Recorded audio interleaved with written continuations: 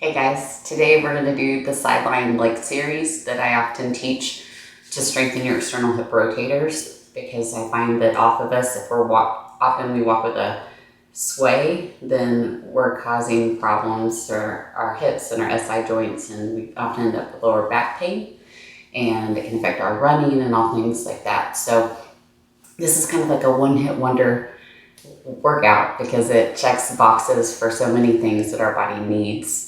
Especially good for pelvic floor as well. So there are 10 moves, and there are a few different ways that we can set up depending on where you are physically at the beginning of this process. So if you want a big challenge, I've got some ways to do it, and then if you need it to be easier, we're going to give you versions that are accessible for that. You'll need a mat, and if you have a towel or 2 towels, those will be helpful. I prefer to use my Rolga mini core ball because I can deflate it and it works more like a pillow to keep my neck in alignment with my head, which I appreciate. These are $15 on their website. I also have links to them, so there's that. I'm going to use that today to demonstrate one of the variations.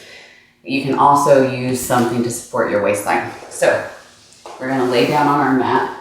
Our body is aligned with the back side of the mat, and then our feet go out straight.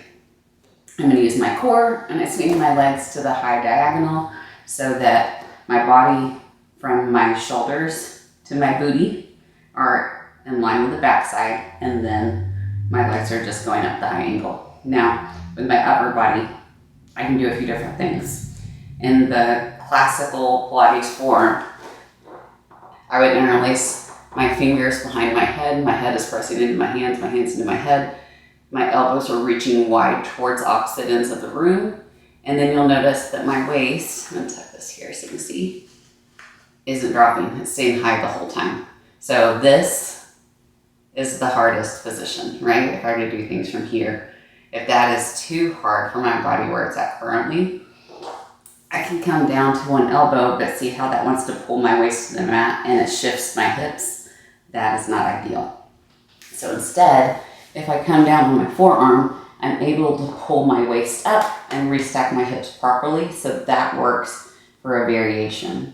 What I like to do is have my head resting on the ball because I feel like that gives me better alignment, and it allows me to really focus on pulling that waist up from the mat to keep my hips proper.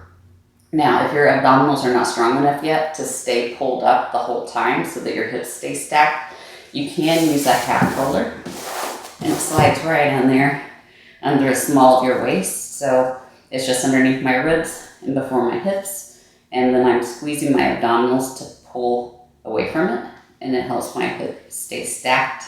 If you do not have a half roller, then you can just use a blanket or a towel, and you'll roll it up and you'll put it in that spot. So I'm still stacked the same way. I can straighten my legs, or if you need it to be a little bit gentler on your body, you can bend your legs. This is a great place to start if you find that you're wobbling back and forth because you don't have the control yet. Bend your knees, do this, and then as you get more stamina and strength, you can straighten that bottom leg for the challenge. I find the most accessible way for people is to have that bottom leg bent, and then you can tackle the straight leg challenge. Now, the further our foot is from our midline, the heavier that leg is. And so it's going to be straining these external hip rotators even more. So if that's hard for you to just hold your leg up in space, if you bend it, you'll find that that pressure is less intense. So this may be where you need to start until you get enough strength that you can extend and work the longer lever. So those are the levels of intensity. I'm going to choose this one today because I feel like it's the one that most of my clients enjoy. And then you get to decide how you want to use your feet. So I always flex my bottom foot. That's a Pilates thing. I always point my top foot. That's a Pilates thing. I've been brainwashed by the gurus, right? But when I did physical therapy for my hips, they emphasized a flex. Okay, let's nerd out for a minute. This is plantar flex or pointed This is dorsiflex. Okay? The dorsiflex position gets you to use more of your glutes. The plantar flex position gets you to use more calf and hamstring and quad. Okay, so you can recruit glute in this position, totally. But when PTs are trying to really get you to find it, they'll often have you dorsiflex. So you can choose what you want your top leg to be doing. You can try both ways and find which one gives your body what it needs, because all our bodies are different, right? So yours may not need what mine needs. So I'm going to do mine pointed. Now we're just going to go straight into what the 10 moves actually are now. So the first one is just a straight leg lift and lower. So I'm lowering it down and I'm lifting it up. And the whole time I'm trying to keep my pelvis from moving forward or back or like this. So it's just lifting and lowering. And when I lift up, I'm not opening up, like that to the side, right? I'm just lifting and keeping my pelvis in exactly the same position. Now, if we do the Pilates leg lift and lower, then we're externally rotated. Our heel squeezes the other one. We point up, we flex, and we pull that heel down and squeeze. Point up, flex, pull down, and squeeze. And that squeeze at the end is awesome for giving you a good stretch here and for creating inner thigh activation, right? Because that squeezing is making us turn it on. So I like adding that to encourage more muscular recruitment, right? If this is not easy for your hip to be an external rotation, you can start with just the normal straight leg, lower and lift without the external rotation. Okay, the second move, also at hip height. We're trying to keep these guys at hip height. We're going to pull it forward as far as we can and then push it back 15 degrees, because if we go past 15 degrees, it's not in our bottom anymore. And then we start to open up towards the ceiling and we do that flop over thing again. So we swing it forward as far as we can without tilting our pelvis, and then we pull it back as far as we can to keep our glute turned on. Now with my hand, if I want to make sure I'm doing it right, I can keep it on my hip so I can feel when my body's trying to cheat. Or if I need more support, I can put my hand down on the mat and press into it. Okay? The other thing I can do with my hands is prayer hands. I love this one personally because you push your hands together.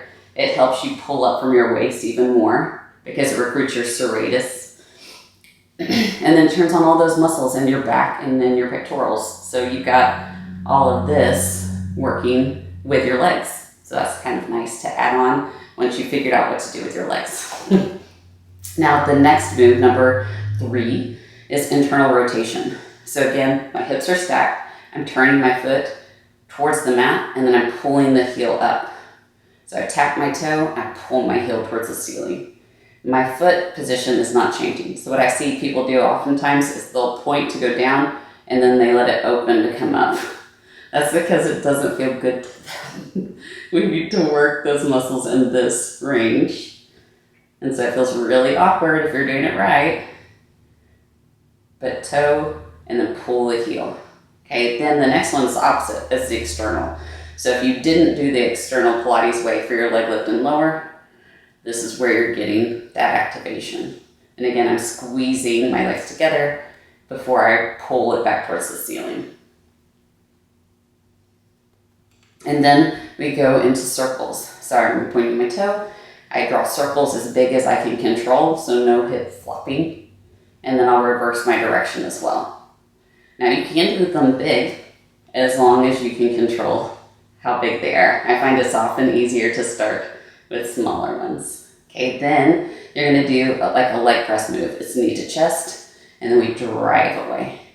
And then knee to chest, and drive away. And see, I'm still keeping my leg in line with my hip the whole time.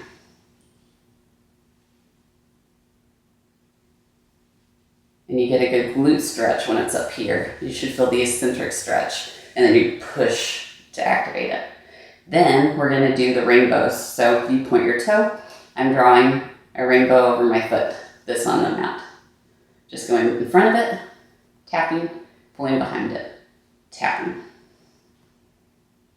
And my pelvis really wants to pull towards the ceiling when I reach behind myself. So I have to squeeze my abdominals to make sure that that doesn't happen.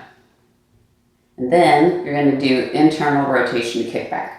So your knee taps the mat in front of the other leg, and then you drive your heel towards the ceiling. So it's kind of like a donkey kick in a weird, twisted way, right? Our knee is tapping that mat in front of our other one, and then we're driving away. Now I'm trying to keep my hips perpendicular to the mat. So I'm not letting them shift when I gotta pop out of that. Push my leg towards the ceiling. Okay, then this is the tricky one that everybody struggles with, myself included. It's a bicycle. Okay, so we pull our leg in, straighten it, sweep it back behind us, curl it back in, and pull it up. So out, swipe, pull, pull, out, swipe, pull, pull, and then reverse it. So there's one direction that your body will really not appreciate. That one is that one for me.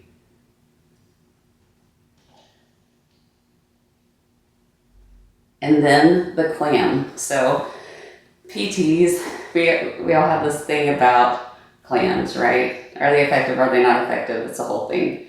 They've always been in the sideline series that I've had to do for PT, but they've been different versions. So we could do this one, but that one's not really doing much, and everyone wants to flop their pelvis out when they do it anyway, so it's not helpful. If you lift your ankles, then that leg becomes more active, and you can pull the other away from it. So there's like a teamwork going on at your feet.